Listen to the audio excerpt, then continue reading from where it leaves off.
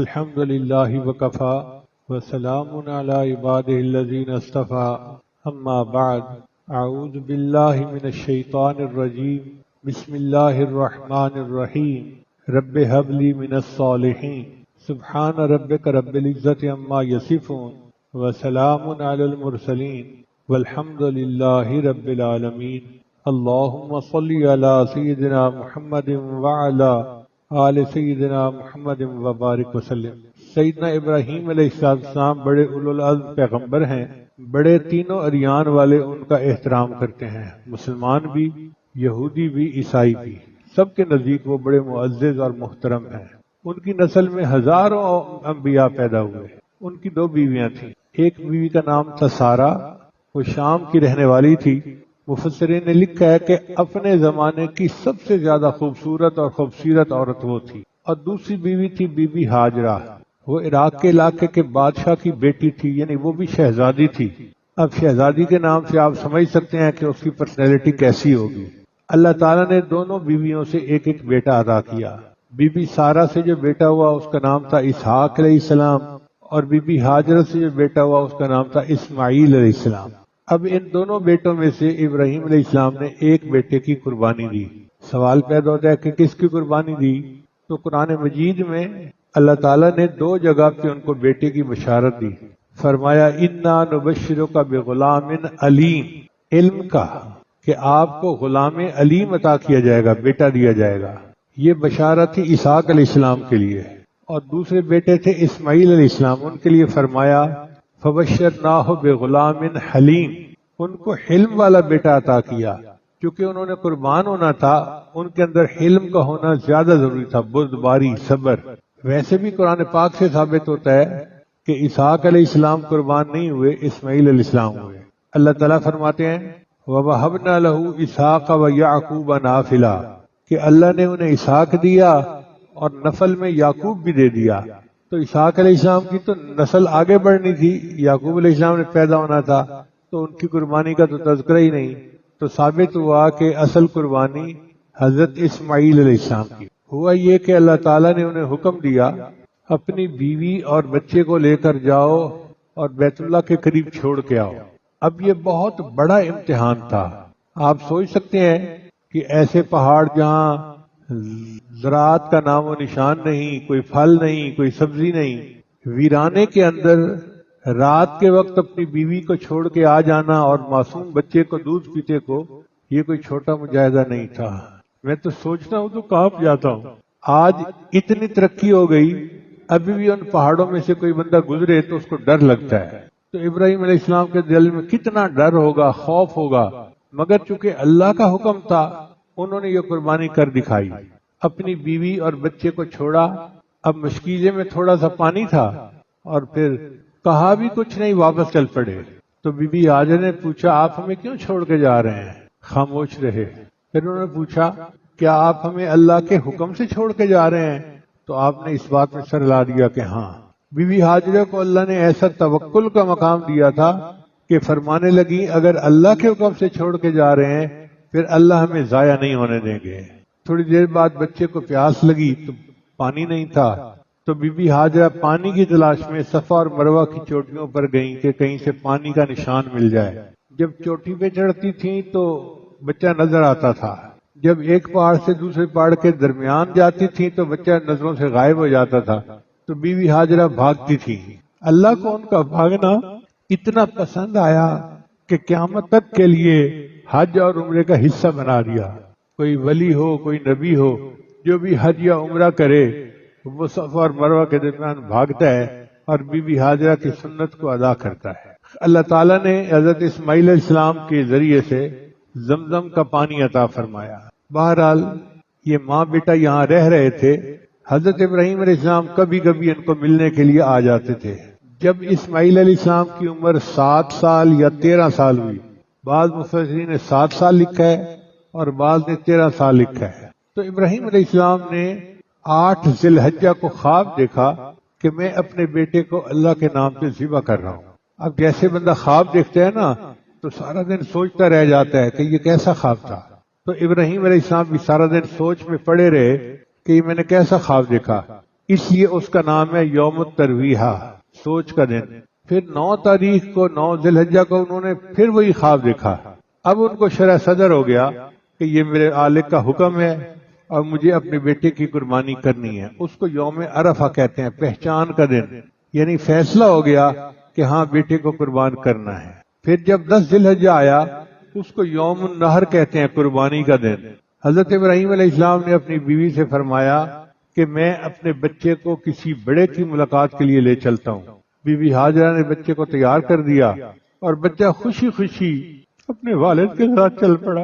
ابراہیم علیہ السلام نے ایک چھری بھی لے لی اور رسی بھی لے لی۔ اب جب چل پڑے تو شیطان بدبخت پیچھے تو نہیں رہتا نا، اس نے سوچا کہ چلو میں پہلے تو بی بی ہاجرہ کو ورغلاتا ہوں۔ ایک بڑے درویش کی صورت اختیار کر کے وہ بی بی ہاجرہ کے پاس آیا اور کہتا ہے کہ تمہارا بیٹا کہاں ہے؟ ان کا اپنے بابا کے ساتھ گیا ہے۔ کہنے لگے وہ تمہارا خامن تو اس کو ذبح کر دے گا۔ ان کا تیرا ناز ہو، وہ اتنے شفیق باپ ہیں اور بچے سے اتنی محبت کرتے ہیں، وہ بچے کو کیوں ذبح کریں گے؟ کہنے لگا ان کو اللہ کا حکم ہوا ہے۔ بی بی ہاجرہ نے فرمایا اگر ان کو اللہ کا حکم ہوا ہے تو اس پہ قربان ہونے کے لیے تو میں بھی تیار۔ بدبخت ناکام ہو گیا۔ پھر دوسرا وار اس نے حضرت اسماعیل علیہ السلام پہ کیا۔ ان کے سامنے آ کے کہنے لگا آپ کو پتہ ہے کہ آپ کے بابا کہاں لے کے جا رہے ہیں؟ ان کا کسی بڑے سے ملاقات کے لیے۔ کہنے لگا نہیں، تمہیں ذبح کرنا چاہتے ہیں۔ اس نے کہا تو نظر تو درویش آتا ہے لیکن باتیں بڑی بری کر رہا ہے، کوئی باپ اپنے بیٹے کو بھی ذبح کر سکتا ہے؟ کہنے لگا ہاں انہیں اللہ کا حکم ہوا ہے۔ جب اس نے یہ کہا تو اسماعیل علیہ السلام نے جواب دیا اگر اللہ کا حکم ہے تو میں اپنے اللہ کے نام پہ قربان ہونے کے لیے تیار ہوں۔ پھر اس نے سوچا میں ابراہیم علیہ السلام کا راستہ روکوں، چنانچہ ان کے سامنے آیا اور آ کر کہنے لگا کہ آپ اپنے بیٹے کو ذبح نہ کریں۔ ان کا کیوں؟ اس لیے کہ آدم علیہ السلام کے 2 بیٹوں میں سے ایک نے دوسرے کو قتل کیا تھا اور اس کا تذکرہ آج تک موجود ہے، پوری دنیا میں بدنامی ہوئی۔ آپ بیٹے کو ذبح کریں گے آپ کی پوری دنیا میں بدنامی ہوگی۔ ابراہیم علیہ السلام نے فرمایا کم بخت تو کون ہے کہ اس نے قتل کیا تھا اپنی نفسانی خواہش کی وجہ سے، اور میں بیٹے کو ذبح کر رہا ہوں اللہ کے حکم کی بنا پر۔ چنانچہ ابراہیم علیہ السلام نے پتھر اٹھائے اور اس کو مارے۔ وہ جو 7 پتھر تھے وہ جمرہ اولا بن گیا۔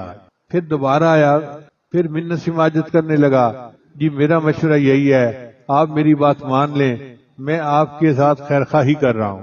پھر ابراہیم علیہ السلام نے اس کو 7 پتھر مارے، یہ جمرہ وسطیٰ بن گیا۔ پھر اس نے تیسری اور آخری کوشش کی اور پھر بڑی منت سماجت کرنے لگا کہ جی آپ بڑے شفیق ہیں، بڑے مہربان ہیں، بچے سے بڑی محبت، آپ تو ساری زندگی اس کے لیے دعائیں مانگتے رہے اور اب تو آپ کی عمر 90 سال کے قریب ہو گئی ہے، اس عمر میں بچے کو ذبح کرنا تو کوئی اچھی بات نہیں ہے۔ ابراہیم علیہ السلام نے پھر اس کو کنکریاں ماری۔ تو یہ 3 جگہیں جو تھیں یہ جمرات کہلائے۔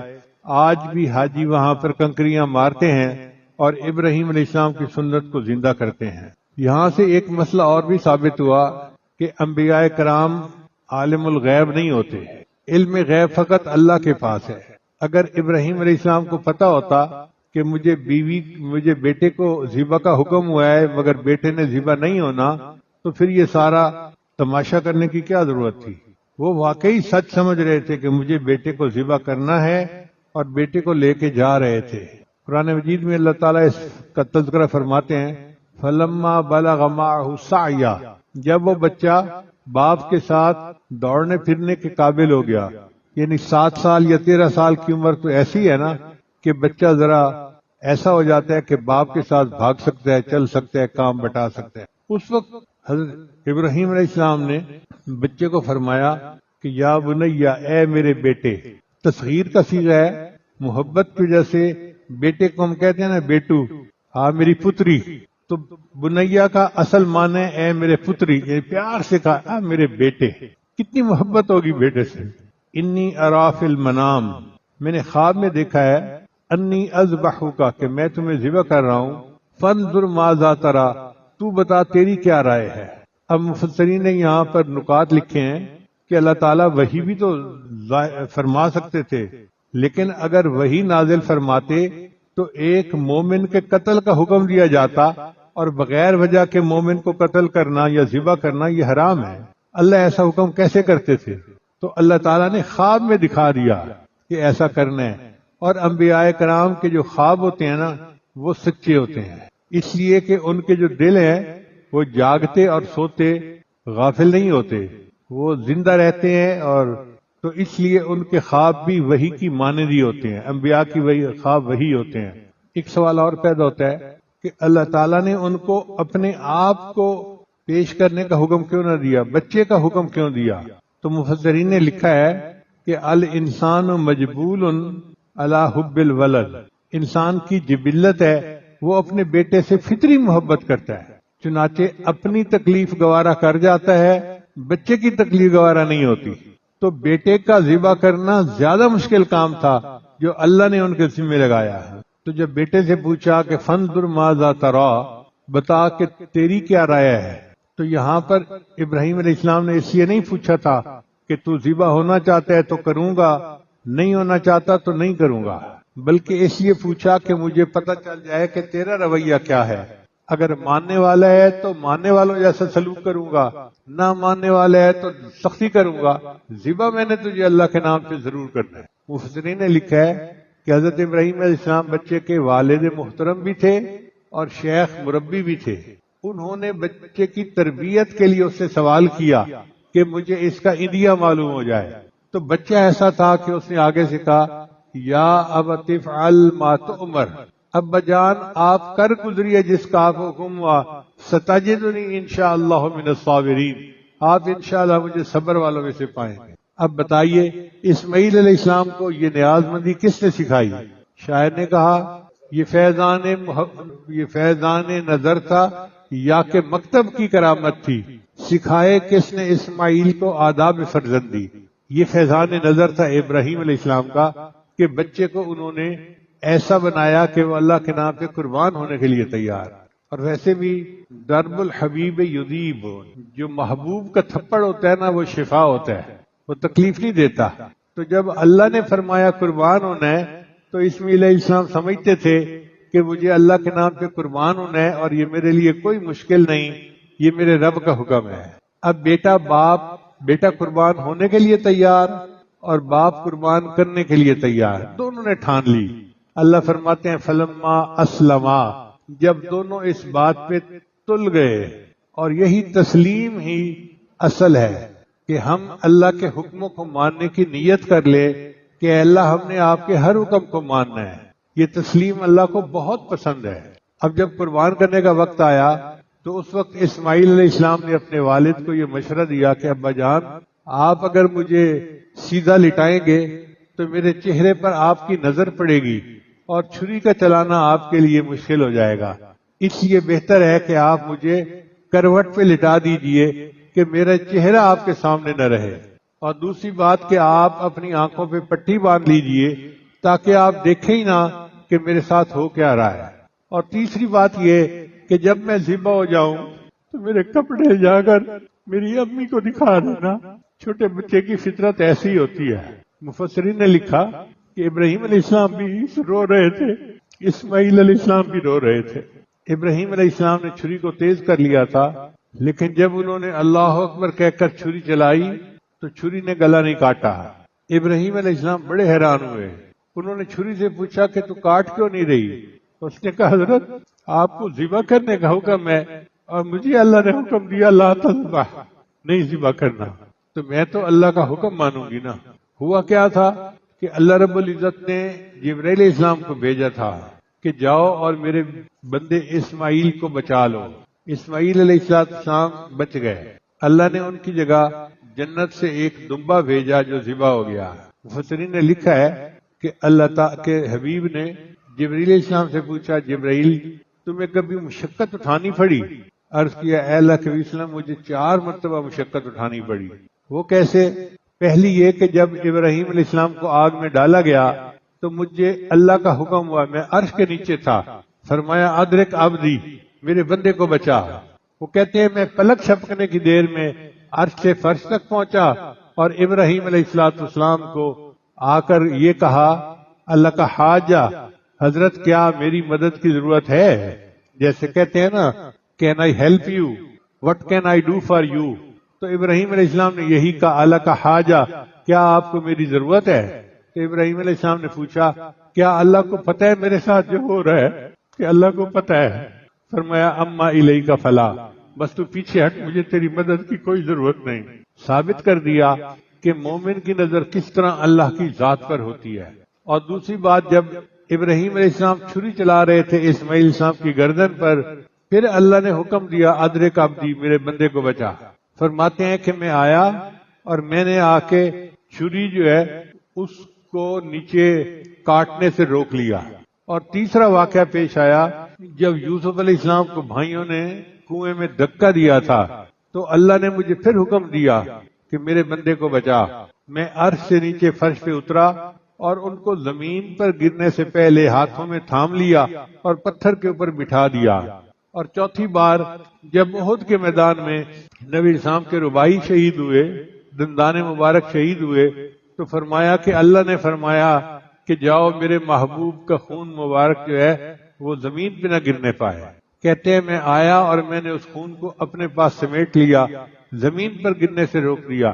اگر نبی علیہ السلام کا خون زمین پہ گر جاتا تو شاید قیامت تک زمین کے اوپر سبزہ نہ اگتا۔ تو 4 مواقع ایسے تھے کہ جن میں مجھے بہت مشقت اٹھانی پڑی۔ ابراہیم علیہ السلام اللہ کے خلیل تھے۔ خلیل کہتے ہیں ایسا دوست جس کے ساتھ کوئی دوسرے دوستی میں شریک ہی نہ ہو۔ اللہ نے ان کو کیسے خلیل بنایا اس کا واقعہ بھی عجیب ہے۔ تفسیروں میں لکھا ہے کہ ابراہیم علیہ السلام بکریاں چرا رہے تھے اور ان کے پاس کتنی بکریاں تھیں؟ 5000 بکریاں تھیں۔ آپ اندازہ لگا سکتے ہیں نا کہ 100 بکریاں کتنی قیمتی ہوتی ہیں، 5000 بکریوں کی کتنی قیمت ہوگی۔ تو جب چرا رہے تھے تو ایک بندہ قریب سے گزرا اور اس نے کہا سبوح قدوس ربنا ورب الملائکۃ والروح۔ ابراہیم علیہ السلام نے جب یہ تعریف سنی تو دل مچل گیا۔ اس بندے کو روکا، اے بھائی تو نے میرے اللہ کی تعریف اتنے اچھے الفاظ میں بیان کی، ایک دفعہ یہ الفاظ پھر کہہ دے۔ اس نے کہا اس کے بدلے مجھے کیا دیں گے؟ بھائی میں نے آدھی بکریاں آپ کو دے دیں۔ اس نے پھر پڑھ دیا سبوح قدوس ربنا ورب الملائکۃ والروح۔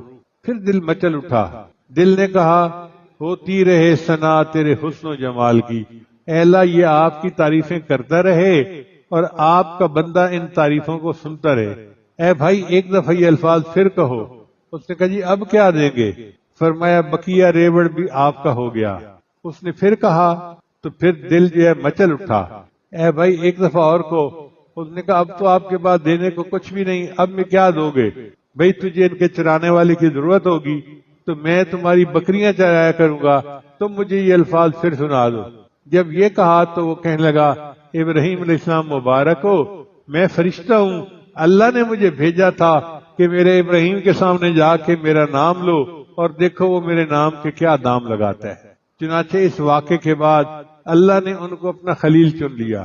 قرآن مجید میں بھی اللہ فرماتے ہیں وَاتَّخَذَ اللَّهَ إِبْرَاهِيمَ خَلِيلًا، اللہ نے ابراہیم کو اپنا خلیل بنا لیا۔ یہ بہت بڑا انعام ہے کہ اللہ کسی کو اپنا خلیل فرما دے۔ بہت سارے لوگ سمجھتے ہیں کہ ابراہیم علیہ السلام اللہ کے خلیل تھے اور ہمارے آقا صلی اللہ علیہ وسلم اللہ کے حبیب تھے۔ یہ بات ادھوری سچی ہے۔ اصل بات تو یہ ہے کہ ہمارے آقا صلی اللہ علیہ وسلم اللہ کے حبیب بھی تھے اور اللہ کے خلیل بھی تھے۔ چنانچہ نبی علیہ السلام نے دعا مانگی، اے اللہ جس طرح آپ نے ابراہیم علیہ السلام کو خلیل بنایا مجھے بھی اپنا خلیل بنا لیجئے، اور اللہ نے خلیل بنا لیا۔ نبی علیہ السلام نے فرمایا لو کنت متخذا خلیلا لاتخذت ابا بکر خلیلا، اگر میں دنیا میں کسی کو خلیل بنانا ہوتا تو میں ابو بکر کو اپنا خلیل بناتا، مگر وہ تو میرا صاحب اور میرا بھائی ہے، خلیل میرا فقط اللہ ہے۔ تو نبی علیہ السلام اللہ کے حبیب بھی تھے اور اللہ کے خلیل بھی تھے۔ اللہ نے ان کو یہ دونوں نعمتیں عطا فرمائی تھیں۔ اب ابراہیم علیہ السلام کا امتحان 3 طرح سے ہوا ہے، ایک تجلیات افعال کا، ایک تجلیات صفات کا، اور ایک تجلیات ذات کا۔ تجلیات افعال کا امتحان ہوا جب بچے اور بیوی کو وہ اپنے گھر سے لے کر ایک ویرانے میں چھوڑ کر آئے۔ یہ توکل کی انتہا ہے۔ میں کبھی کبھی سوچتا ہوں تو حیران ہوتا ہوں کہ ہم عمرے پہ جاتے ہیں، ہمارے گھر والے کمرے میں ہوتے ہیں، محفوظ کمرہ ہوتا ہے، اور ہم نماز پڑھنے جاتے ہیں، عورتوں میں کئی دفعہ نہیں پڑھنی ہوتی تو وہ کمرے میں ہوتی ہیں۔ اب ہوٹل سے حرم جانے میں 10 منٹ نہیں لگتے، لیکن ہمیں فکر رہتی ہے کہ جی گھر والوں کو اکیلا چھوڑ کے آئے ہیں، حالانکہ وہ تو بند کمرہ ہے، ایئر کنڈیشن کمرہ ہے، اگر کسی چیز کی ضرورت پڑے تو وہاں نیچے مال بھی ہے جس سے ہر چیز مل سکتی ہے، لیکن پھر بھی فکر رہتی ہے۔ مجھے ہمیشہ ایسے موقع پہ ابراہیم علیہ السلام یاد آتے ہیں کہ انہوں نے ایک ویرانے میں جہاں وادی غیر ذی زرع تھی، کیسے اپنی بیوی اور بچے کو چھوڑ دیا۔ کوئی جانور آ سکتا تھا، کوئی بندہ آ سکتا تھا، جان بھی خطرے میں، مال بھی خطرے میں، ہر چیز خطرے میں، مگر اللہ کا حکم تھا، انہوں نے کہا مجھے کرنا ہے۔ تو یہ تجلیات افعالیہ کا امتحان تھا جس میں وہ کامیاب ہوئے۔ پھر تجلیات صفات کا امتحان ہوا جب اسماعیل علیہ السلام کو ذبح کرنے کا حکم دیا گیا، انہوں نے اپنے بیٹے کو ذبح کر دیا۔ اب نہ ہوا، یہ تو اللہ کی مرضی تھی، اپنی طرف سے تو انہوں نے پورا کر دیا نا، یعنی مقصد تو تھا کہ ارادہ کیا ہے۔ تو تجلیات صفات کے امتحان میں بھی کامیاب۔ اور تیسری تھی تجلیات ذات۔ یہ امتحان ہوا جب ان کو نمرود نے آگ میں ڈالا تھا۔ اب آپ غور کریں، آگ کا پہاڑ جل رہا ہو اور بندے کو جھولے میں بٹھا دیا جائے کہ جی ہم آپ کو آگ میں ڈال رہے ہیں، تو کتنا خوف ہوتا ہے، کتنا وہ ڈرتا ہے۔ مگر عین اس حال میں بھی ابراہیم کے دل پہ کوئی خوف نہیں تھا، وہ اطمینان میں تھے کہ میں اللہ کے لیے آگ میں ڈالا جا رہا ہوں۔ اور اللہ تعالیٰ بھی بندے کو بے سہارا نہیں کرتے۔ جب آگ میں ڈالا گیا، اللہ فرماتے ہیں قُلْنَا يَا نَارُ كُونِي بَرْدًا وَسَلَامًا عَلَىٰ إِبْرَاهِيمَ، ہم نے حکم دیا اے آگ میرے ابراہیم پر ٹھنڈی سلامتی والی ہو جا۔ مفسرین نے لکھا ہے اگر اتنا کہہ دیتے کہ ٹھنڈی ہو جا تو وہ بالکل برف کی طرح ہو جاتی اور شاید بندہ جم ہی جاتا۔ اللہ نے فرمایا ٹھنڈی اور سلامتی والی ہو جا، تو گویا آگ ان کے لیے ایئر کنڈیشن بن گئی۔ تو ابراہیم علیہ السلام 40 دن اس آگ میں رہے۔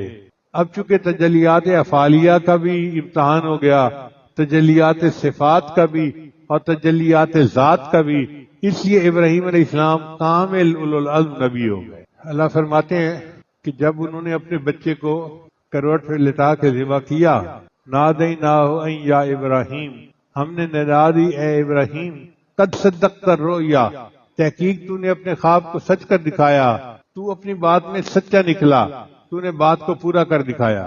یہاں سے ایک تصوف کا مسئلہ نکلا کہ نتیجہ بندے کے ہاتھ میں نہیں ہوتا، عمل بندے کے ہاتھ میں ہوتا ہے۔ اس لیے بعض سالکین کیفیات کے پیچھے پڑے ہوتے ہیں، اور جی میں گھنٹہ مراقبہ کرتا ہوں کیفیت نہیں ہوتی۔ بھئی کیفیات کے پیچھے مت پڑو، بس تم بندگی کر رہے ہو، یہ کوئی کم اللہ کی نعمت ہے۔ اس لیے کہتے ہیں کہ عبد اللطیف بنو، عبد اللطف نہ بنو، عبد اللطیف بنو، عبد اللطف نہ بنو۔ بس ہمارا کام تو بندگی کرنا ہے، اگر کیفیت ہو جاتی ہے تو اللہ کی مرضی، نہیں ہوتی تو بھی اللہ کی مرضی، ہم تو اللہ کے لیے کر رہے ہیں۔ بلکہ مشائخ نے ایک مسئلہ لکھا ہے کہ جس بندے کو عمل میں کیفیت ملتی ہو اس کو کم ثواب ملے گا، اور جس کی کیفیت نہ بنتی ہو اس کو زیادہ ثواب ملے گا۔ چونکہ جس کی کیفیت بنتی ہے وہ ہو سکتا ہے اپنے نفس کی چاہت کی وجہ سے عمل کر رہا ہو تو اس کا ریٹ تھوڑا، اور جس کا دل ہی نہیں چاہ رہا، کیفیت ہی نہیں بن رہی اور پھر بھی وہ عمل کر رہا ہے، اس کو اللہ زیادہ اجر دیتے ہیں۔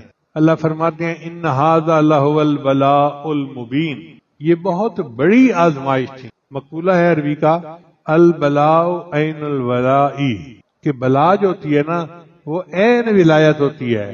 مشائخ نے لکھا ہے کہ بلا نازل ہونے کی 3 وجوہات ہوتی ہیں۔ جو مخالفین ہیں، فاسقین ہیں، ان کے لیے نقم اور عقوبت کے طور پہ بلا آتی ہے۔ جو صالحین ہیں ان کے لیے کفارہ سیئات، گناہوں کا کفارہ بن کے آتی ہے، اور جو اولیاء سابقین ہیں ان کے لیے بلندی درجات بن کے آتی ہیں۔ چنانچہ اولیاء پہ جو مصیبتیں پریشانی آتی ہیں وہ ان کے درجوں کو اللہ کے سامنے اور بڑھا دیتی ہیں۔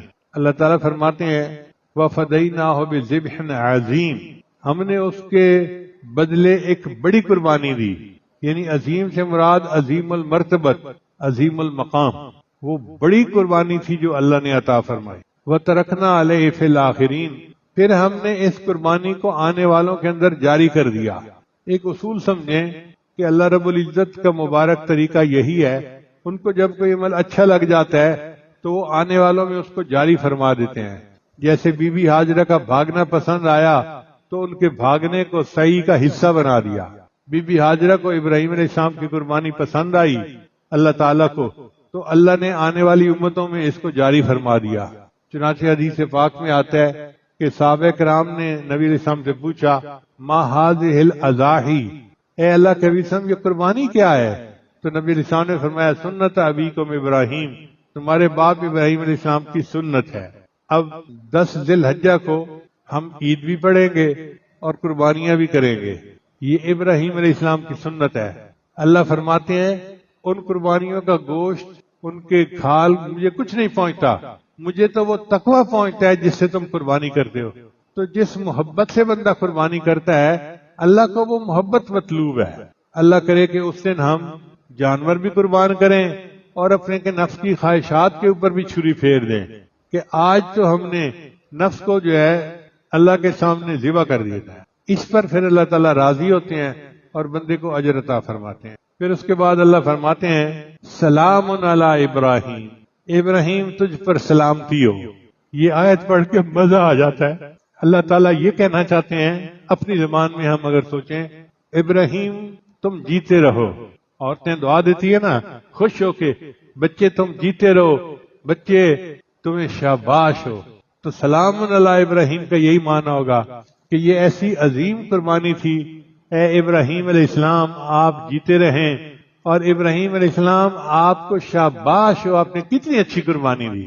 جو مٹا ہے تیرے جمال پر وہ 1000 غم سے گزر گیا، جو مٹا ہے تیرے جمال پر وہ 1000 غم سے گزر گیا، ملی جس کو تیری عنایتیں وہ بہار بن کے سنور گیا۔ قال انی جاعلک للناس اماما سبحان ربک رب العزت عما یصفون وسلام علی المرسلین والحمد للہ رب العالمین۔ اللہم صلی علی سیدنا محمد وعلی آل سیدنا محمد وبارک وسلم۔ وَإِذِ ابْتَلَىٰ إِبْرَاهِيمَ رَبُّهُ، اور جب آزمایا ابراہیم علیہ السلام کو اس نے رب نے بکلمات چند چیزوں میں، فَأَتَمَّهُنَّ، تو ابراہیم علیہ السلام اس میں کامیاب ہو گئے۔ اتمہن کا مطلب ہوتا ہے 100% 100% کامیاب ہو گئے، یہ بہتر سے بہترین نمبر ہوتے ہیں۔ تو ابراہیم علیہ السلام پر آزمائشیں آئیں اور اللہ نے ان کو فرمایا کہ وہ 100% کامیاب ہو گئے۔ ہم لوگ تو آزمائشوں کے قابل نہیں ہیں۔ اللہ اکبر کبیرہ۔ یہاں ایک سوال پیدا ہوتا ہے کہ اللہ تعالیٰ تو علیم بذات الصدور ہیں، سینوں کے بھید جانتے ہیں، پھر انہوں نے کیوں آزمایا؟ تو مفسرین نے اس کا جواب لکھا کہ 3 وجہ سے آزمائش آتی ہے۔ ایک کبھی گناہوں کی وجہ سے آتی ہے، دوسرا کسی کی قابلیت معلوم کرنے کے لیے اس کو آزماتے ہیں، جیسے استاد سوال پوچھتا ہے طالب علم سے تو مقصد ہوتا ہے بچے کی قابلیت کو معلوم کرنا، اور تیسرا کبھی کبھی تربیتی انداز سے اللہ تعالیٰ بندے کو آزمائشوں میں ڈالتے ہیں تاکہ اس کی تربیت ہو جائے۔ تو ابراہیم علیہ السلام کی جو آزمائشیں تھیں نا وہ تیسری طرح سے تھیں، اللہ نے ان کو آزمائشوں میں ڈالا ان کی تربیت کرنے کے لیے، چونکہ انسانوں کی تربیت انبیاء کرتے ہیں اور انبیاء کی تربیت اللہ تعالیٰ کرتے ہیں۔ اس لیے قرآن مجید میں اللہ تعالیٰ نے اپنے نبی صلی اللہ علیہ وسلم سے خطاب کیا لما۔ یہ جو لما کا لفظ ہے نا یہ سوال ہے، ایسا کیوں؟ تو اللہ تعالیٰ نے فرمایا لما تقولون ما لا تفعلون یا ایھا النبی لما تحرم ما احل اللہ لک تبتغی مرضات ازواجک۔ لیکن اللہ تعالیٰ جانتے تھے کہ نبی علیہ السلام کے دل میں اللہ کی خشیت اتنی ہے، عظمت اتنی ہے کہ اگر صرف لما سے خطاب کر دیا تو شاید دل برداشت ہی نہیں کر سکے گا۔ اس لیے اللہ نے فوراً پہلے یا بعد میں مغفرت کا اعلان بھی کر دیا کہ محبوب یہ نہ سوچنا کہ میں ناراض ہوں، میں ناراض نہیں ہوں۔ لما تحرم ما احل اللہ لک تبتغی مرضات ازواجک واللہ غفور الرحیم۔ تو دیکھا مغفرت کی ساتھ خوشخبری بھی دے دی، اور کہیں کہیں اللہ تعالیٰ نے پہلے فرما دیا اف اللہ عنکا، اللہ آپ کو معاف کرے، لما اذنت لہم، آپ نے ان کو کیوں اجازت دی؟ تو یا پہلے مغفرت کا اعلان یا بعد میں مغفرت کا اعلان، تاکہ میرے محبوب کے دل کو تسلی رہے کہ اللہ تعالیٰ تربیت کے لیے لما کا لفظ استعمال تو کر رہے ہیں مگر ناراض نہیں ہیں۔ اب یہ تربیت اللہ نے اپنے خلیل کی بھی کی، ابراہیم علیہ السلام۔ اللہ اکبر کبیرہ، قرآن مجید میں ابراہیم علیہ السلام کی اتنی اللہ نے تعریفیں کی ہیں، اتنی اللہ نے تعریفیں کی ہیں کہ خلت کا حق ادا کر دیا۔ ہم لوگوں کو حکم ہے کہ جو بندہ قیامت کے دن قلب سلیم لائے گا وہ اللہ کے ہاں قبول ہوگا۔ یوم لا ینفع مال ولا بنون الا من اتى اللہ بقلب سلیم۔ اور ابراہیم علیہ السلام وہ خوش نصیب ہیں جن کو دنیا میں اللہ فرماتے ہیں اذ جاء ربہ بقلب سلیم، یعنی اس آیت کو پڑھتے ہیں نا تو دل میں ٹھنڈک پڑ جاتی ہے کہ کیا ابراہیم علیہ السلام کو اللہ نے شان دی، دنیا میں اللہ ان کے قلب کو قلب سلیم فرما رہے ہیں۔ پھر اللہ تعالیٰ نے ابراہیم علیہ السلام کے بارے میں قرآن میں فرمایا وَإِبْرَاهِيمَ الَّذِي وَفَّى، اور وہ ابراہیم جس سے میرے ساتھ وفا کی۔ سبحان اللہ، سبحان اللہ، کیا ابراہیم علیہ السلام نے بندگی کا حق ادا کیا ہوگا کہ اللہ فرماتے ہیں وَإِبْرَاهِيمَ الَّذِي وَفَّى، اور ابراہیم جس سے میرے ساتھ وفا کر دی۔ چنانچہ ابراہیم علیہ السلام پر مختلف امتحان آئے، ان کی تفسیر سورہ برات کی آیت میں ہے التائبون العابدون الحامدون، اور دوسری سورہ احزاب میں ہے کہ ان المسلمین والمسلمات والمؤمنین والمؤمنات، اور تیسرا سورہ مؤمنون کی آیت میں ہے قد افلح المؤمنون الذین هم فی صلاتهم خاشعون۔ لیکن اگر ہم کٹ دی سٹوری شارٹ، معاملے کو مختصر کریں تو ابراہیم علیہ السلام پر 3 امتحان بڑے آئے۔ پہلا انعام کہ ان کو دین متین کی تبلیغ کا حکم ہوا، تو ابراہیم علیہ السلام نے اپنے گھر سے، اپنی قوم سے تبلیغ کا آغاز کیا۔ اب عجیب معاملہ تھا، چچا جو باپ بنا ہوا تھا آزر، وہ بت فروش تھا، یعنی بت بناتا ہی نہیں تھا، بت بنا کے بیچتا تھا، اور ابراہیم علیہ السلام اس کے گھر میں رہ رہے تھے۔ اب وہ بندہ جو بت فروش ہے اس کو بتوں کے خلاف کوئی بات کرنا کتنا مشکل کام ہے، مگر ابراہیم علیہ السلام نے ٹھوس بات کی، مگر بات کرتے ہوئے جو ادب کا مقام تھا اس کو بھی ہاتھ سے نہیں جانے دیا۔ بات کی یا ابتی، اے میرے ابا جان۔ یہ یا ابتی کا لفظ بتا رہا ہے کہ واقعی بیٹے کو باپ کے ساتھ جو محبت کا اظہار کرنا چاہیے ابراہیم علیہ السلام نے اس کا بھی حق ادا کر دیا، مگر محبت میں آ کے بندہ بات ڈھیلی کر جاتا ہے، تو ابراہیم علیہ السلام نے بات بڑی ٹھوس کی۔ یا ابتی، اے میرے ابا جان، انی اراک و قومک فی ضلال مبین، میں آپ کو اور آپ کی قوم کو سری گمراہی میں دیکھتا ہوں۔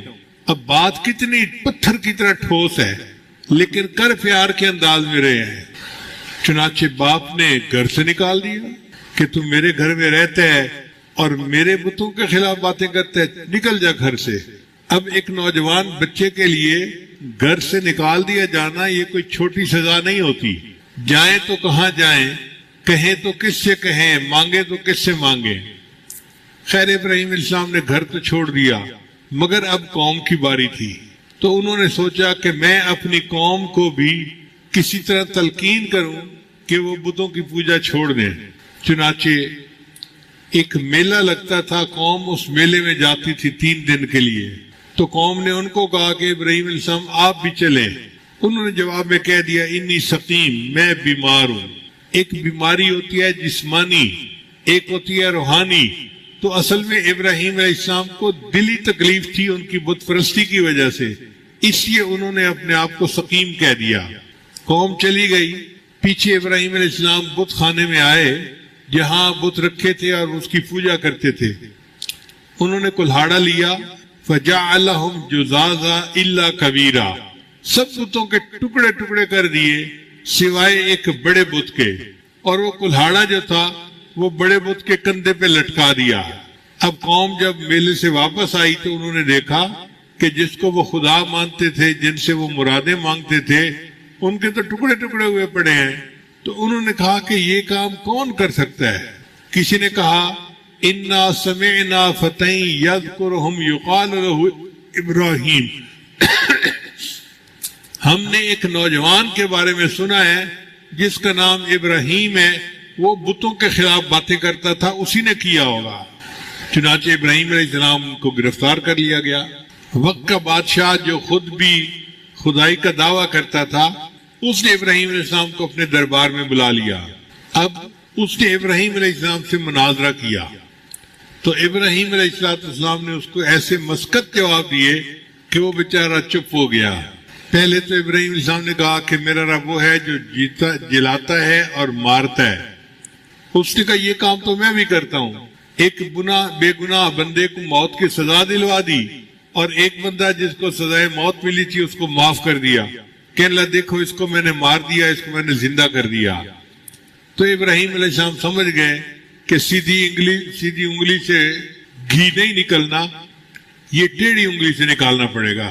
تو ابراہیم علیہ السلام نے جواب دیا کہ میرا رب وہ ہے یاتی بالشمس من المشرق فاتی بہا من المغرب، میرا رب وہ ہے جو مشرق سے سورج کو طلوع کرتا ہے، اگر تم خدائی کا دعویٰ کرتے ہو تو مغرب سے طلوع کر کے دکھا دو۔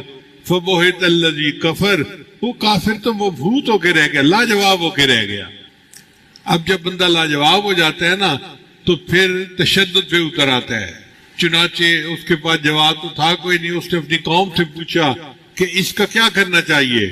قوم نے کہا قالوا حرقوہ وانصروا آلہتکم، اس کو آگ میں جلا دو اور اپنے معبودوں کی مدد کرو۔ عقل کے ایسے اندھے تھے کہ جن معبودوں سے مدد مانگتے تھے کہتے ہیں کہ ہم ان کی مدد کر رہے ہیں۔ خیر نمرود نے اعلان کر دیا کہ اتنے دنوں کے بعد ہم ان کو آگ میں جلائیں گے اور اس کے لیے لوگ لکڑیاں اکٹھی کریں۔ مفسرین نے لکھا ہے اس وقت کی عورتیں منتیں مانتی تھیں، میرا بیٹا بیمار ہے، اگر صحت یاب ہو گیا میں ابراہیم کی چتا میں 2 من لکڑیاں ڈالوں گی، 5 من لکڑیاں ڈالوں گی، 10 من لکڑیاں ڈالوں گی۔ یوں لکڑیوں کا ایک انبار لگ گیا، پہاڑ بن گیا۔ اب ان لکڑیوں کو آگ لگانی تھی، آگ تو لگا دی مگر آگ اتنی زیادہ تھی کہ کوئی قریب بھی نہیں جا سکتا تھا۔ تو ابراہیم علیہ السلام کو کس طرح ڈالیں؟ نمرود نے ان کو ایک جھولے میں بٹھایا کہ ہم ان کو جھولا جھلائیں گے اور یہ جب جھولا آگ کے پاس جائے گا نا تو ہم اس کو کھول دیں گے اور یہ آگ کے اندر جا کے گریں گے۔ اب اندازہ لگائیے کہ آگ کا پہاڑ آنکھوں کے سامنے نظر آ رہا ہے اور ابراہیم علیہ السلام اکیلے ہیں اور ان کی حمایت میں کوئی بات کرنے والا ایک بھی بندہ موجود نہیں ہے، مگر ابراہیم علیہ السلام نے اللہ پہ توکل کی اور اس کے لیے تیار ہو گئے۔ آپ خود اندازہ لگائیے کہ جب ان کو جھولے میں بٹھایا گیا ہوگا ان کے دل کی کیفیت کیا ہوگی کہ مجھے آگ میں پھینکا جائے گا اور چند منٹ کے اندر میں آگ سے جل کے کباب بن جاؤں گا۔ اللہ کی شان دیکھیں کہ جب جھولے کو جھلا دیا گیا تو جبرائیل علیہ السلام جو اللہ کے فرشتے ہیں اور ان کے کاموں میں سے ایک کام یہ بھی ہے کہ انبیاء کی اور مومنوں کی دنیا میں مدد فرماتے ہیں، تو انہوں نے اللہ تعالیٰ سے عرض کی یا اللہ آپ کے خلیل کو آگ میں ڈالا جا رہا ہے، اگر آپ اجازت دیں تو میں ان کی مدد کروں۔ اللہ نے فرمایا ہاں اگر وہ مدد قبول کرتا ہے تو تم ان کی مدد کرو۔ جبرائیل علیہ السلام کو اللہ نے ایسے پر عطا فرمائے ہیں کہ وہ اڑتے ہیں اتنی تیزی کے ساتھ کہ اگر بارش کا قطرہ زمین سے ایک بالش اوپر ہو تو بارش کے قطرے کے زمین پر گرنے سے پہلے وہ سدرۃ المنتہا سے زمین پر آ کر پھر واپس جا سکتے ہیں۔ چنانچہ ابراہیم علیہ السلام اس وقت ان کے پاس جبرائیل علیہ السلام آئے اور جبرائیل السلام نے آ کے کہا اللہ کا حاجہ کیا آپ کو میری مدد کی ضرورت ہے؟ اب بتائیں کہ بندے کو جھلا دیا گیا، سامنے آگ ہے، چند لمحوں کی بات ہے اور اس وقت ایک فرشتہ آ کے پوچھتا ہے یہ آپ کی میں مدد کر سکتا ہوں تو ابراہیم علیہ السلام نے کہا کہ حسبی ان سؤالی علمہ بحالی، کہ جو اللہ کو معلوم ہے کہ میں کس حال میں ہوں یہ بات مجھے تم سے سوال کرنے سے روک رہی ہے۔ میں تم سے کوئی سوال نہیں کرتا اس لیے کہ میرے اللہ کو معلوم ہے میرے ساتھ ہو کیا رہا ہے۔ اس کو پنجابی میں کہتے ہیں جے سونا میرے دکھ وچ راضی تے میں سکھ نو چلے ڈاواں، جے سونا میرے دکھ وچ راضی تے میں سکھ نو چلے ڈاواں۔ تو ابراہیم علیہ السلام نے یہی بات کی کہ اگر میرا اللہ راضی ہے کہ میں آگ میں جل جاؤں تو میں اس پہ راضی ہوں۔ اب جب ابراہیم علیہ السلام نے جبرائیل علیہ السلام کو بھی انکار کر دیا تو اللہ فرماتے ہیں کہ پھر ہم نے ارادہ کیا ابراہیم کی مدد کا، قلنا، ہم نے کہا، یا نار کونی بردم و سلاما علی ابراہیم، ہم نے کہا اے آگ ابراہیم کے اوپر ٹھنڈی سلامتی والی ہو جا۔ مفسرین نے لکھا کہ اگر اللہ فرماتے کہ ٹھنڈی ہو جا تو آگ برف کی طرح ٹھنڈی ہوتی اور ابراہیم علیہ السلام فریز ہو جاتے۔ اللہ نے دو لفظ استعمال کیے، بردم و سلاما، سلامتی والی، چنانچہ اللہ نے آگ کو ایئر کنڈیشن بنا دیا اور ابراہیم علیہ السلام ظاہر میں تو آگ میں گرے اور اللہ نے وہاں ان کو اس طرح رکھا جس طرح کوئی ایئر کنڈیشن میں رہتا ہے۔ اب جتنے دن اللہ نے چاہا، 40 دن یا جو بھی تھا، ابراہیم السلام آگ میں رہے اور ان کا بال بھی بیکا نہیں ہوا اور بالآخر ان کو خیریت کے ساتھ آگ سے نکال لیا گیا۔ دوسرا ان کے اوپر جو امتحان آیا وہ یہ تھا کہ ابراہیم علیہ السلام عراق کے رہنے والے تھے، کوفہ کے رہنے والے تھے۔ اللہ نے حکم دیا کہ اپنی بیوی کو لے کر تم شام جاؤ۔ ان کی بیوی سارا ان کا نام تھا، ان کو لے کر وہ شام کی طرف چلے۔ راستے میں ایک بدبخت بادشاہ تھا، اس نے اپنی پولیس کو حکم دیا ہوا تھا کہ تم جہاں کہیں کسی خوبصورت عورت کو دیکھو تو مجھے اطلاع دو، میں اس عورت کو پکڑوا لوں گا اور اس کے ساتھ منہ کالا کروں گا۔ چنانچہ پولیس نے اس کو اطلاع دی کہ ایک عورت ہے، ایک مرد ہے، عورت بہت خوبصورت ہے۔ اس نے بیوی سارا کو پکڑا لیا۔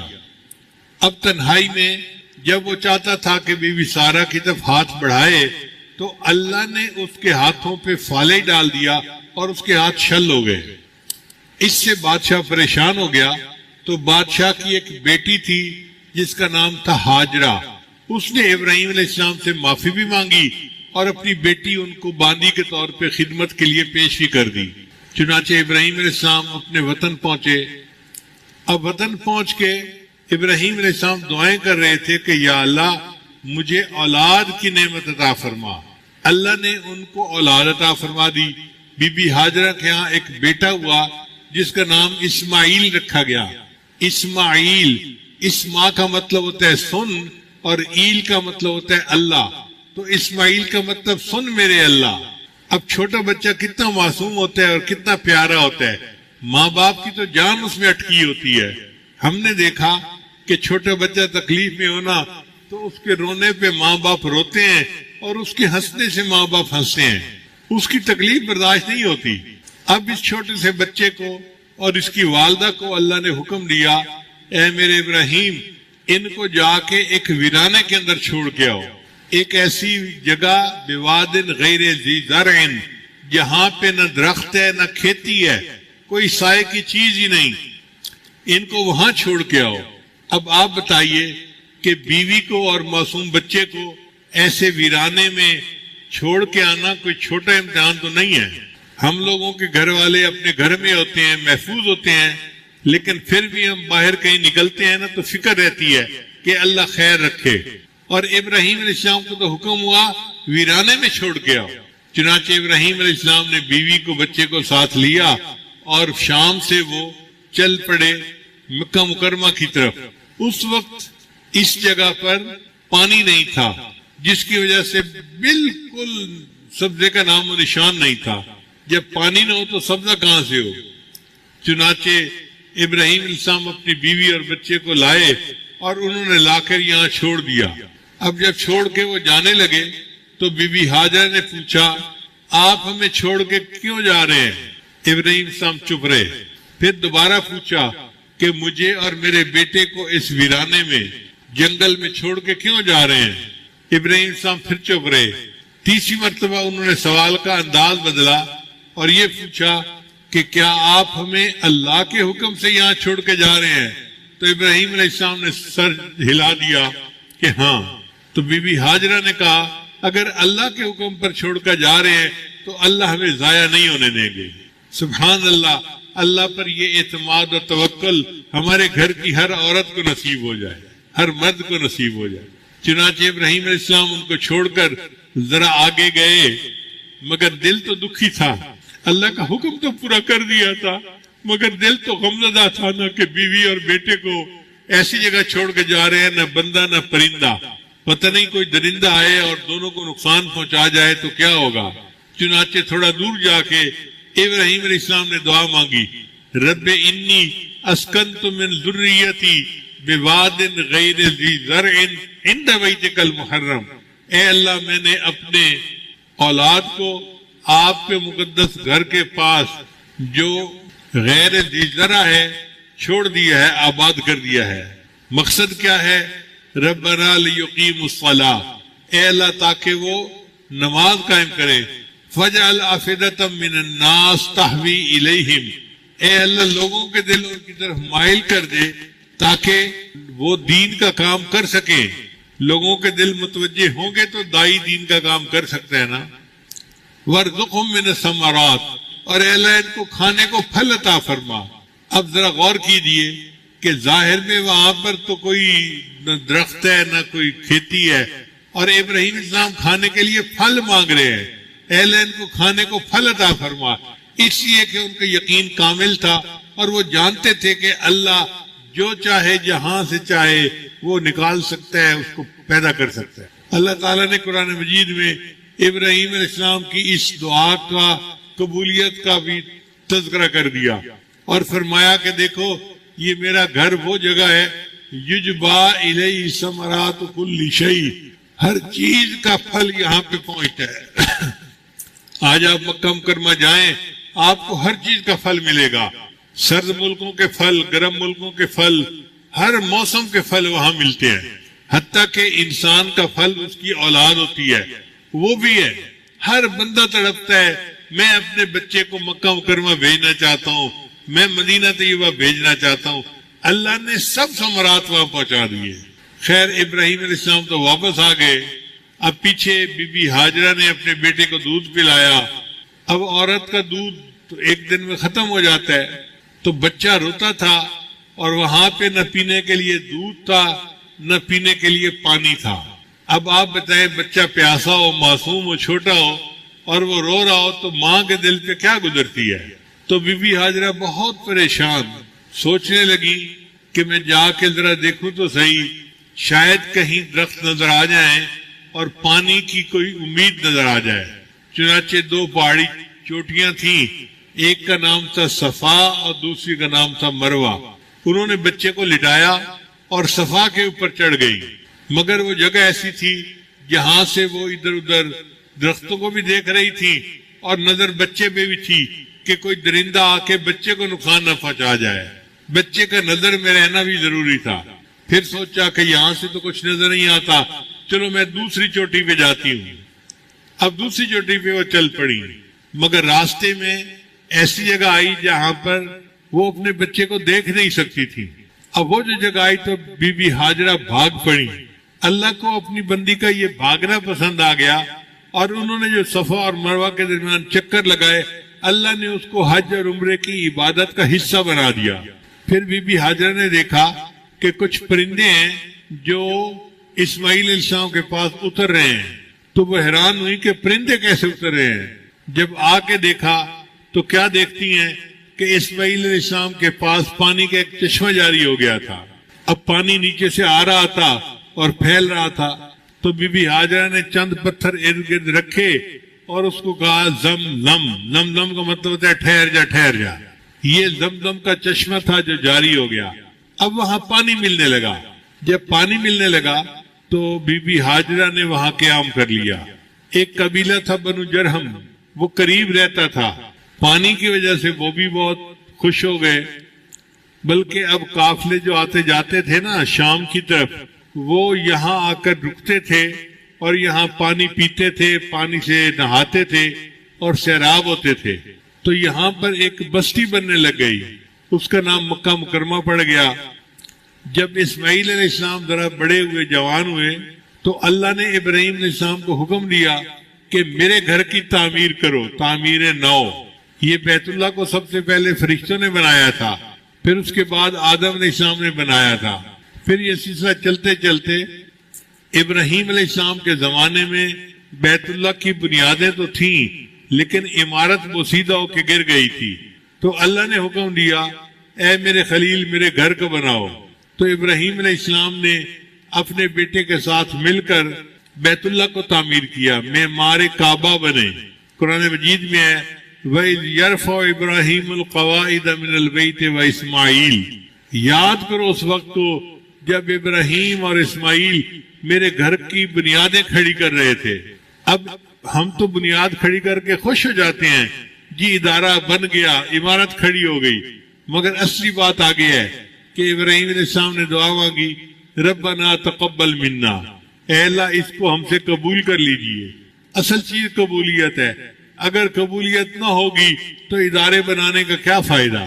پھر انہوں نے دعا مانگی ربنا وجعلنا مسلمین لک ومن ذریتنا امة مسلمۃ لک، اے اللہ ہمیں بھی مسلمان بنا دے، مسلمان سے مراد تسلیم کرنے والا، بات ماننے والا، اور ہماری اولاد میں سے بھی ایک ماننے والوں کی جماعت کر دے۔ یہ فرق ہوتا ہے، دنیا دار اولاد کے لیے اللہ سے دنیا مانگتے ہیں اور اللہ والے اولاد کے لیے اللہ سے آخرت مانگتے ہیں۔ تو ابراہیم علیہ السلام نے دعا مانگی اے اللہ میری آنے والی اولاد میں اپنے فرمان بردار بندوں کی ایک جماعت بنا دے، اور اے اللہ میں حج کے ارکان سکھا دیجئے، مناسک سکھا دیجئے، اور اے اللہ گھر تو میں نے بنا دیا، اس کو آباد کرنے والے کو بھیج دیجئے، مدرسہ میں نے بنا دیا، پڑھانے والے کو بھیج دیجئے، عبادت خانہ میں نے بنا دیا، عبادت سکھانے والے کو بھیج دیجئے۔ ابراہیم علیہ السلام نے عجیب دعا مانگی، جب مزدور مزدوری کرتا ہے تو اجرت مانگتا ہے، تو ابراہیم علیہ السلام نے اللہ سے درہم اور دینار نہیں مانگے، دنیا کا مال نہیں مانگا، بلکہ ابراہیم علیہ السلام نے کہا اے اللہ مجھے کچھ نہیں چاہیے، بس مجھے آمنہ کا لال عطا کر دیجئے۔ اب اندازہ لگائیے جس جگہ پر دعا ہوئی اس کا نام ہے بیت اللہ، اور دعا مانگنے والے ابراہیم خلیل اللہ، اور آمین کہنے والے اسماعیل ذبیح اللہ، اور جن کے لیے دعا مانگی ان کا نام تھا محمد الرسول اللہ۔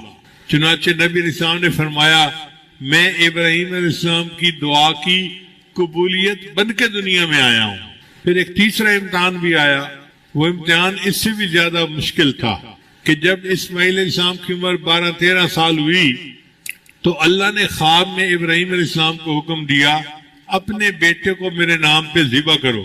اب جس بیٹے کا کانٹا چبھنا باپ سے برداشت نہیں ہوتا، اس بیٹے کو ذبح کرنا یہ کتنا مشکل کام ہے، مگر ابراہیم علیہ السلام چونکہ نبی تھے اور انبیاء کے خواب سچے ہوتے ہیں، انہوں نے بیٹے کو بلایا اور بیٹے کو بلا کر کہا یا بنی انی ارا فی المنام، میں نے خواب میں دیکھا ہے انی اذبحک کہ میں تمہیں ذبح کر رہا ہوں، فانظر ماذا تری، تو بتا تیری کیا رائے ہے۔ مفسرین نے لکھا کہ ابراہیم علیہ السلام نے یہ نہیں کیا تھا کہ تو مانتا ہے تو میں ذبح کروں گا، نہیں مانتا تو میں نہیں کروں گا، بلکہ ابراہیم علیہ السلام نے اس لیے پوچھا تھا بیٹا مجھے تیرے ذہن کا پتہ چل جائے، اگر تو مانتا ہے تو ماننے والوں جیسا سلوک کروں گا، اور اگر نہیں مانتا تو نہ ماننے والا سلوک کروں گا، مگر میں نے تجھے اللہ کے نام پہ ذبح ضرور کرنا ہے۔ ابراہیم علیہ السلام نے چھری تیز کر لی، اسماعیل علیہ السلام دیکھ رہے ہیں کہ چھری تیز ہو رہی ہے، مگر ان کے دل میں بھی اللہ کی محبت بہت تھی، وہ بھی تڑپ رہے تھے کہ جان تو دینی ہے، اللہ کے نام پہ جان دے تو اس سے بہتر اور کیا ہو سکتا ہے۔ جان دی ہوئی اسی کی تھی، حق تو یہ ہے کہ حق ادا نہ ہوا، ہم تو جان بھی دے دیں اللہ کے نام پر تو حق ادا پھر بھی نہیں کر سکتے اللہ کا۔ چنانچہ ابراہیم علیہ السلام نے اپنی آنکھوں پہ پٹی باندھ لی، اگر میں بچے کو تڑپتا ہوا دیکھوں گا یا خون جسم سے نکلتا دیکھوں گا تو پھر میرا ہاتھ رک جائے گا۔ چھری کو تیز کر لیا، آنکھوں پہ پٹی باندھ لی۔ اب بیٹے کو لٹانا تھا تو عام طور پہ چت لٹاتے ہیں جانور کو، مگر اگر چت لٹاتے تو بیٹے کا چہرہ آنکھوں کے سامنے ہوتا، پھر اس پہ چھری کیسے چلاتے؟ تو ابراہیم علیہ السلام نے اس بچے کو کروٹ کے بل لگایا۔ فلما اسلم وتلہ للجبین، جبین کہتے ہیں یہ جو حصہ ہوتا ہے، للجبہ جبینان، یہ ماتھا ہے اور اس کی دو جبینیں ہیں، تو ابراہیم علیہ السلام نے ان کو اس طرح لٹایا کہ منہ ادھر تھا اور پیٹھ ادھر تھی۔ اب ابراہیم علیہ السلام نے چھری چلانی شروع کی۔ اللہ کی شان دیکھیے کہ ابراہیم علیہ السلام نے بیٹے سے پوچھا کہ بیٹا اب میں تجھے ذبح کر رہا ہوں، تیری کوئی آخری خواہش ہو تو بتا۔ تو اسماعیل علیہ السلام نے جواب دیا، ابو جان جب آپ مجھے ذبح کر لیں تو میرے کپڑوں کو لے کے جائیں اور میری امی کو دکھا دینا کہ آپ کا بیٹا اللہ کے نام پہ قربان ہو گیا۔ چنانچہ ابراہیم علیہ السلام نے اپنے بیٹے کو ذبح کیا۔ جب ذبح کر کے آنکھوں سے پٹی کھولی تو کیا دیکھا کہ اسماعیل علیہ السلام تو صحیح سلامت ہیں، اور ان کی جگہ اللہ نے جنت سے ایک مینڈا بھیج دیا تھا، وہ قربان ہو گیا۔ اب اس امتحان کے بارے میں اللہ فرماتے ہیں ان ھذا لہو البلاء المبین، یہ بہت بڑی آزمائش تھی ابراہیم علیہ السلام پر۔ اب بتائیں اللہ تعالیٰ کتنے بڑے ہیں؟ جب اللہ کسی آزمائش کو بڑا کہے تو وہ کتنی بڑی ہوگی۔ ان ھذا لہو البلاء المبین وفدیناہ بذبح عظیم۔ پھر اللہ فرماتے ہیں کہ ابراہیم علیہ السلام نے یہ قربانی کر کے دکھائی، سلام علی ابراہیم، ابراہیم تجھ پہ سلامتی ہو، ابراہیم تجھے شاباش ہو۔ جیسے عورتیں دعائیں دیتی ہیں نا کہ بیٹا تم جیتے رہو، تمہیں شاباش ہو، یہی سلام علی ابراہیم کا معنی ہے۔ اللہ فرماتے ہیں میرے ابراہیم تو نے اتنی بڑی قربانی کر کے دکھائی، سلام علی ابراہیم، ابراہیم تیرے اوپر سلامتی ہو، اور یہ قربانی ہمیں اتنی پسند آئی، وَتَرَكْنَا عَلَيْهِ فِي الْآخِرِينَ، ہم نے اس کو قیامت تک کے لیے جاری و ساری کر دیا۔ چنانچہ ہم عید الاضحیٰ پہ جو جانور قربان کرتے ہیں وہ ابراہیم علیہ السلام کی سنت کی یاد کرتے ہیں۔ اب ابراہیم علیہ السلام تینوں امتحانوں میں کامیاب ہو گئے۔ اللہ تعالیٰ نے ان کو اعلیٰ ترین مقام دیا۔ کیا فرمایا؟ انی جاعلک للناس اماما، اے میرے ابراہیم میں تجھے انسانوں کا امام بناتا ہوں۔ آپ اندازہ لگائیے ابراہیم علیہ السلام کی اولاد میں 18,000 کے قریب علماء پیدا ہوئے۔ کسی کی اولاد میں ایک ولی ہونا تو وہ خوشی سے پھولا نہیں سماتا۔ اللہ نے ان کو ابو الانبیاء بنایا کہ وہ ہزاروں انبیاء کے باپ دادا کہلائے۔ اب تین باتیں لب لباب ہیں کہ اگر کوئی ہم سے پوچھے کہ اللہ تعالیٰ بندے کو حج پہ کیوں بلاتے ہیں تو ایک فکرے میں اس کا جواب یہ ہے کہ اللہ تعالیٰ چاہتے ہیں کہ ملت ابراہیمی کو مزاج ابراہیمی کا پتہ چل جائے، ملت ابراہیمی کو مزاج ابراہیمی کا پتہ چل جائے۔ اور مزاج ابراہیمی کیا تھا؟ اللہ فرماتے ہیں اذ قال له ربه اسلم، جب رب نے ان کو کہا کہ تم تسلیم کرو، سر جھکاؤ، قال اسلمت لرب العالمین، فرمایا کہ میں اللہ کے سامنے سر جھکاتا ہوں۔ یہ ہے مزاج ابراہیمی کہ جو حکم خدا ہے اس کے سامنے سر جھکا دینا اور اپنی خواہشات کو چھوڑ دینا۔ چنانچہ ابراہیم علیہ السلام نے اللہ کی بات کو تسلیم کیا اور اللہ کے سامنے سر جھکا دیا۔ دیکھیں اللہ نے ان کو کتنا انعام دیا۔ پہلی بات دیکھیں کہ ان کو باپ نے اپنے گھر سے نکال دیا تھا تو اللہ نے اس کے بدلے ان کو ابو الانبیاء بنا دیا۔ انبیاء کا باپ، ان کی اولاد میں انبیاء پیدا کر دیے۔ واہ میرے اللہ تیری قدردانی کی بھی انتہا ہے۔ پھر دوسری بات، انہوں نے گھر کو چھوڑا تھا، انہوں نے اپنے گھر کو چھوڑا، اللہ نے ان کو کعبہ کا متولی بنا دیا۔ کتنی عزت کی بات ہے کہ اللہ نے اپنے گھر کا انچارج ان کو بنا دیا۔ میرے ابراہیم تو نے گھر چھوڑا ہے نا، میں تجھے سب سے افضل گھر کا نگران بناتا ہوں۔ اور قوم نے ان کو اپنی طرف سے بڑا ذلیل کر کے نکالا تھا، مگر اللہ نے انتہائی عزت عطا فرمائی۔ اللہ فرماتے ہیں انی جاعلک للناس اماما، اے میرے ابراہیم میں تجھے انسانوں کا امام بناتا ہوں۔ اللہ تعالیٰ بڑے قدردان ہیں۔ اللہ تعالیٰ ہمیں توفیق دے کہ ہم بھی اس کی سامنے اپنی گردنوں کو جھکائیں اور شریعت کے مطابق زندگی گزاریں تاکہ اللہ تعالیٰ کی بھی ہمارے اوپر رحمت کی نظر ہو جائے۔ یہ بازی عشق کی بازی ہے، جو چاہو لگا دو ڈر کیسا۔ یہ بازی عشق کی بازی ہے، جو چاہو لگا دو ڈر کیسا۔ گر جیت گئے تو کیا کہنے، گر ہار گئے تو مات نہیں۔ اللہ کے راستے میں انسان منزل پہ پہنچ گیا تو یہ کیا کہنے والی بات ہے، اور اگر راستے میں ہی موت آ گئی تو پھر بھی اس میں ناکامی نہیں ہے، کیونکہ ہم اللہ کے راستے کی طرف چل رہے ہیں۔